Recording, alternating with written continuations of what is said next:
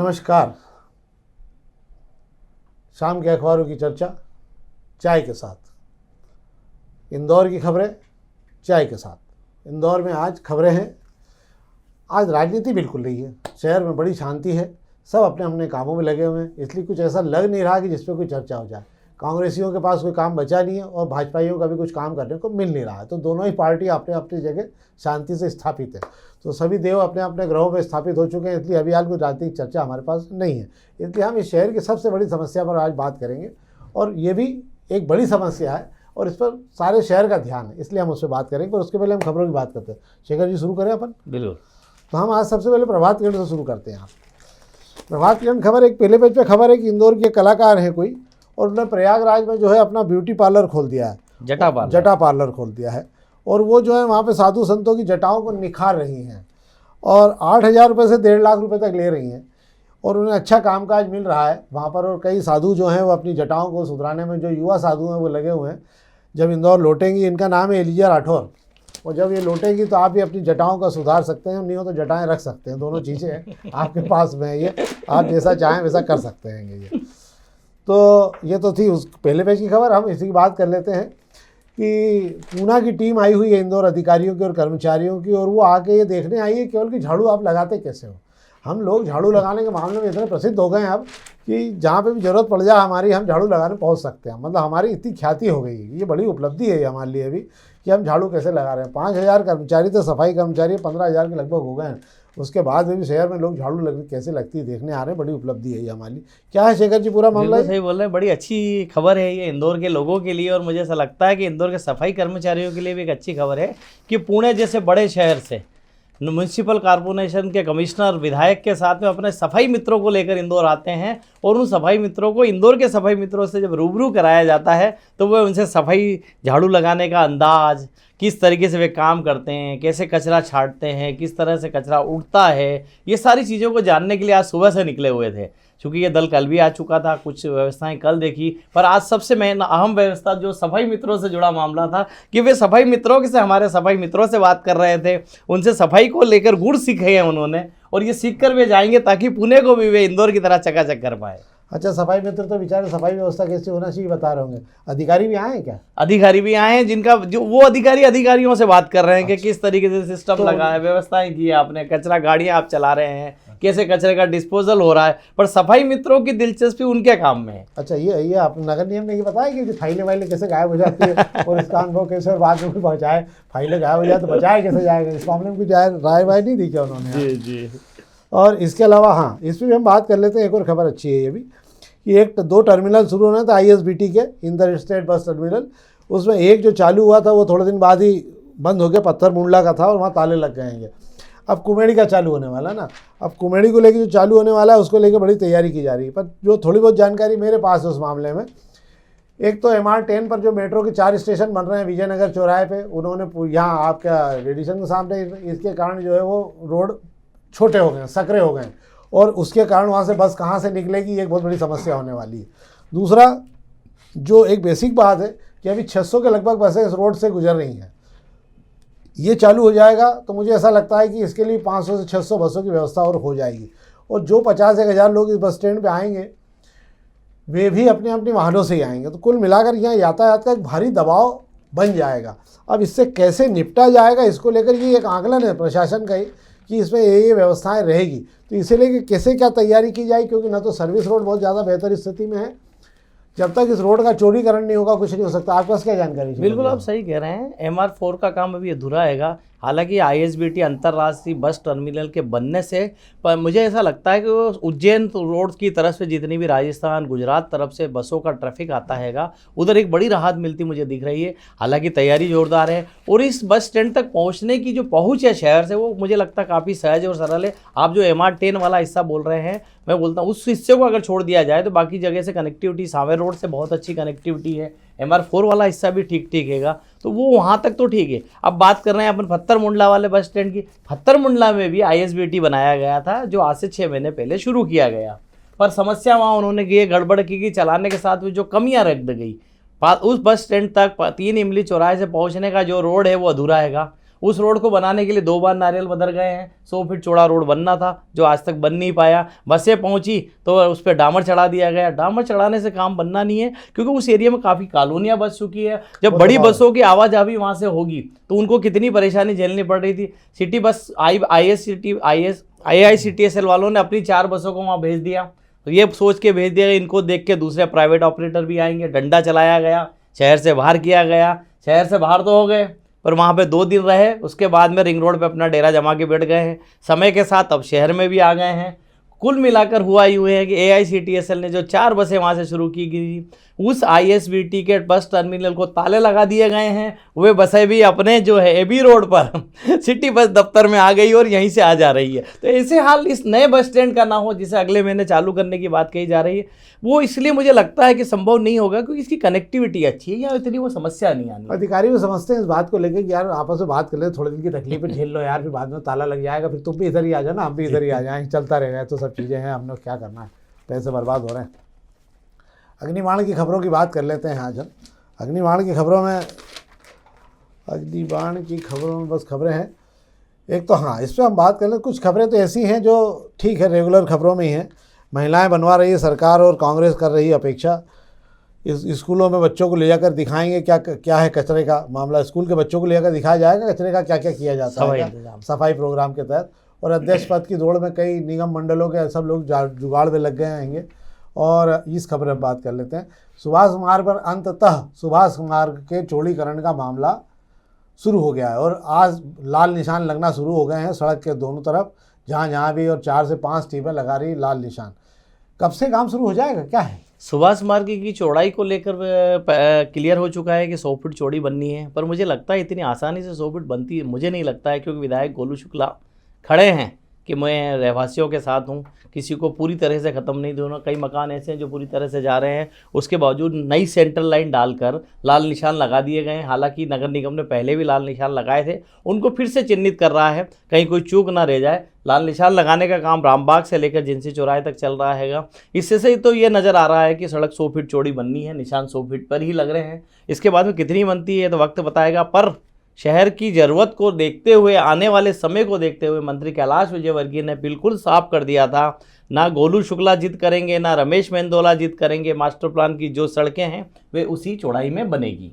एक बात मेरे समझ में ही नहीं आ रही शेखर जी, कि मास्टर प्लान में रोडें 100 फीट की छोड़ी गई थी जी, ये 100 फीट की छोड़ी गई थी ना। मास्टर प्लान जब बना था तभी रोडें 100 फीट की थी, मतलब ये जगह सरकारी थी जी। पर ये जो मकान बने हुए हैं, क्या इन मकानों में क्या पहले ये सड़क पे आए या सड़क मकान में? वैसे ये जो मकान है ये बरसों पुराने मकान है, उस समय ये मास्टर प्लान तब नहीं बना था, ये मास्टर प्लान बाद में अप्लीकेबल हुआ है। अच्छा। तो जिनके पुश्तैनी मकान है 5-5, 6-6 पीढ़ी जो रह रही है, वो उनके मकान जो है वो उसमें आ गए हैं सड़क की। ये हो सकता है। एक और ये है कि कार पार्किंग बंद करने को लेके जो ये कांच मंदिर वाला मामला है, यहाँ से रेलिंग वेलिंग हटाई जा रही है, क्योंकि यहाँ रोड जो है सब लोगों ने रेलिंग बनानी, तो ढेर गाड़ियाँ खड़ी हो जाती थी और इतना सुंदर रोड है वो, उसका कोई उपयोग नहीं हो पा रहा, जबकि उसके आसपास पूरा 4 लेन बना हुआ है। ये क्या है शेखर जी पूरा मामला? कांच मंदिर के सामने वाली सड़क को जो है हमारे यहाँ धरोहर मार्ग कहा जाता है, क्योंकि ये पुरानी धरोहरें हैं हमारी इस रोड पर काफ़ी। उस रोड की एक बड़ी दिक्कत ये थी कि बीच में जो रेलिंग लगी थी, उस रेलिंग के सारे कई गाड़ियाँ खड़ी पार्क कर दी जाती थी। इन गाड़ियों के पार्क होने से वहाँ से एक लेन तो पूरी बंद हो जाती थी, निकलना मुश्किल हो रहा था। इसको लेकर काफ़ी परेशानी हो रही थी ट्रैफिक को, व्यापारी भी परेशान थे। अब उस रेलिंग को ही हटा दिया गया है। जब बाँस ही नहीं रहेगा तो बांसुरी कैसे बजेगी? जब रेलिंग नहीं रहेगी तो उसके पास में गाड़ियाँ पार्क कहाँ से होगी? जगह नहीं बचेगी, इसलिए उसको हटा दिया गया है। वो एक शेर है ना, वो शेर का सुधार के रूप में आता है, कभी रेलिंग को वो देखे और कभी रेलिंग को हम देखें, और आग लगा दो ऐसी रेलिंग में, ना तुम देखो ना हम देखें, तो दोनों ही काम खत्म हो जाएंगे। अब इसके अलावा जो खबरें हैं तो 2 नंबर के कारोबार को लेकर GST डिपार्टमेंट ने यूनिक कोड नंबर डालना शुरू कर दिए हैं, और नए बस स्टैंड को लेकर फेल ना हो जाए इसके लिए हाई प्रशासन ने केवियट दायर कर दी है। क्या है मामला? केवियट दायर इसलिए कर दी है, कुमेडी का जो बस स्टैंड शुरू होने वाला है वहाँ पर भी बस ऑपरेटरों को शिफ्ट किया जाना है। अब ऐसा ना हो कि पत्थर मुंडला के ISBT की तरह ना हो जाए कि नवलखा और 3 इमली के जितने भी बस ऑपरेटर थे उन्हें वहाँ शिफ्ट करने के लिए जिला प्रशासन ने कोशिश करी, वे कोर्ट पहुँच गए, कोर्ट से स्टे ले आए, तब वे कोर्ट स्टे ले आए, अपनी पुरानी जगह पे बैठे हुए। अब यहाँ कोई और कोर्ट ना चला जाए इसलिए केविट पहले से दायर कर दी है, नहीं तो पता पड़े कि पत्थर मुंडला की तरह यहाँ भी ताले डालना पड़ जाएंगे। हाँ ना, पत्थर बाद में चले, मुंडला पहले हो जाए। अब हम बात कर लेते हैं दोपहर की खबरों की। दोपहर की पहले पेश की खबरों की बात कर लेता हूँ मैं। कल हमने, आपको याद होगा शायद कि कल मैंने कहा था कि कल मौद्रिक कमेटी की बैठक है आरबीआई की, वो 0.25% बेसिस पॉइंट की कमी ब्याज दरों में की जाएगी। तो आज वो फैसला हो गया और 0.25% की बेसिस जो है रेपो रेट में कमी की गई। इससे जो 20 लाख रुपए के लोन है उस पर 315 रुपये की किस्त कम हो जाएगी, जो 50 लाख के लोन है उस पर 800 रुपये के लगभग कम हो जाएगी, और जो 5 साल वाले लोन होंगे उसके अंदर 125 रुपये कम होगी, और पर्सनल लोन जिन लोगों ने ले रखे होंगे उनमें 90 से 100 रुपये और 150 रुपये अधिकतम 200 रुपये तक कम हो जाएंगे। ये है आरबीआई की जो आज हुई है, इससे कर्ज आने वाले लोगों को कर्ज थोड़ा राहत हो जाएगी लेने में। एक और बड़ी खबर है कि अमेरिका में पिछले दिनों ट्रंप सरकार ने और डोनाल्ड ट्रंप ने कहा था कि जो ये फेंटेनाइल है, जो ड्रग जो है, ये हीरोइन से 50 गुना और मार्फिन से 100 गुना ज़्यादा स्ट्रांग होता है। ये इसकी बहुत आयत तरीके से अमेरिका में युवाओं को पहुंचाया जा रहा था, और उसको लेकर ट्रंप ने कहा था कि चीन को इस मामले में छोड़ूंगा नहीं। मतलब उन्होंने कहा था कि मैं इस पर जो है टैरिफ लगा दूंगा अगर ये बंद नहीं किया था दवा की आड़ में। पर हो गया उल्टा मामला। हो ये गया है कि गुजरात के अंकलेश्वर से सप्लाई करने वाली एक कंपनी का मुखिया का नाम है इसके अंदर भावेश लाठिया, ये दवा की फैक्ट्री चलाते थे और विटामिन ई के नाम पर मेक्सिको से पूरा कार्टेल भेजते थे, और ये गोलियां जाके वहाँ फेंटेनाइल में बदल जाती थी। और इस मामले में जब इनको पकड़ा गया तो एक बहुत बड़ा रैकेट मिला है, जिसके अंदर बहुत ही अरबों रुपए का मामला मिला है, और इनको हिरासत में इनको गिरफ्तार कर लिया गया है। और जो फेंटेनाइल को लेकर हम चीन को रो रहे थे अमेरिका, वो पता लगा कि उसका जो मुख्य कर्ता धर्ता तो गुजरात है। गुजरात की तमाम कंपनियां जो है दवाइयों की आड़ में और फेंटेनाइल का कारोबार कर रही थी। अभी इस मामले में जांच चल रही है, पर इनको गिरफ्तार कर लिया गया। ये तो थी पहले पेज की खबरें जो हमने मेरे को आपको बताई।